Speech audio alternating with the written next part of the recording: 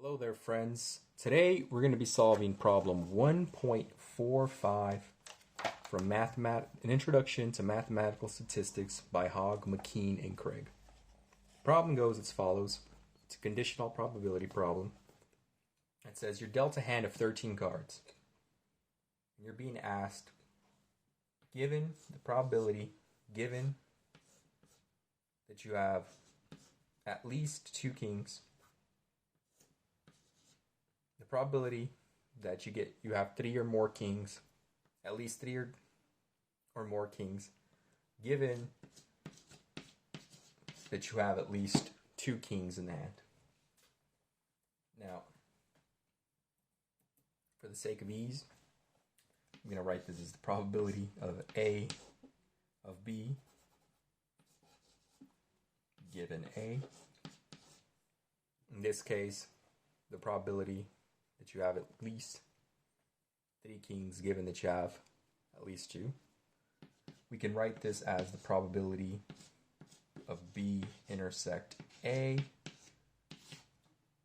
over the probability of A, which, nicely enough, is just the probability of B given the probability of A. The reason this is the case for this problem is because this value is actually a subset of this. Because if you have at least 2 kings, that means you can have 2 kings, 3 kings, or 4 kings. So obviously, if having at least 3 kings is a subset of at least 2 kings. So next we're going to solve for B and A. So we'll start with B.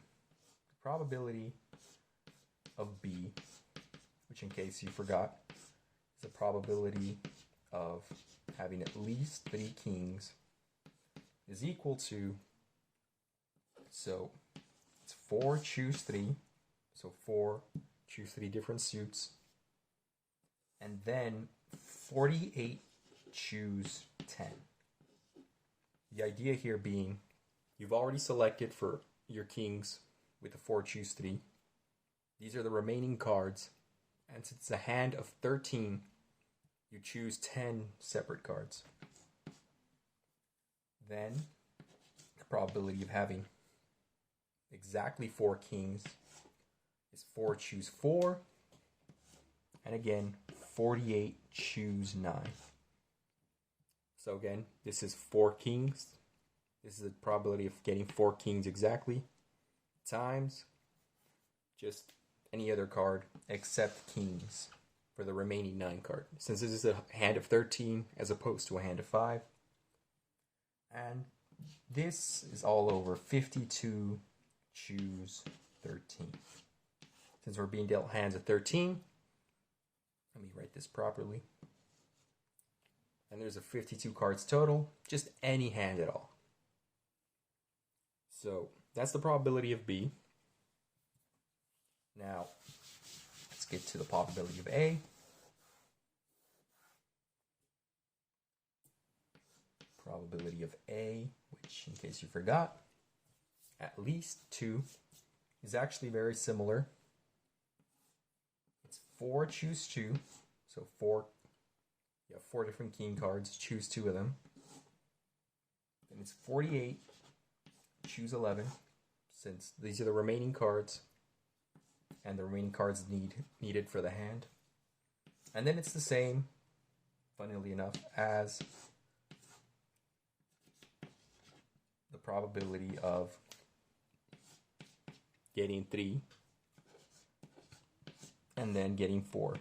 And this should make sense conceptually, since getting at least 3 is a subset of getting at least 2. So we should end up with values as such. This is again all over 52 choose 13.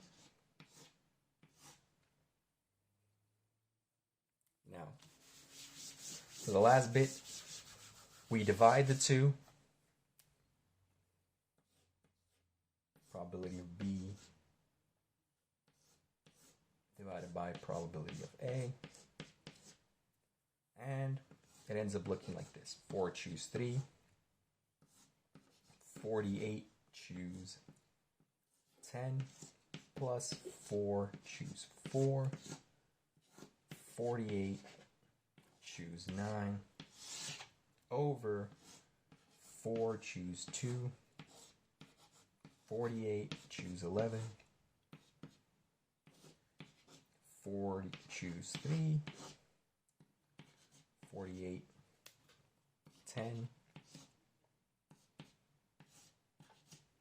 4 choose 4.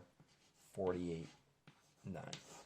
I won't go through actually solving for the value. This is way too much to type in. But it should be noted that essentially what you're doing is, since B is a strict subset of A, you didn't really have to go through all the rigmarole of writing 52 choose 13, because in probability all you're really doing is counting to some extent. What you could have realized is, since B is a subset of A, then you're really just saying exactly what's set up top. And you could have just wrote this out from the get-go, but it helps to go through the process to know that you're in fact correct. Now, if there's something that you have questions about or you need clarified, feel free to post that on the comments. If there's anything else you would like me to solve, say from a different book, from a worksheet, homework, or just a question you're curious about, feel free to also post that on the comments. Thank you for watching, and I hope you have a nice day.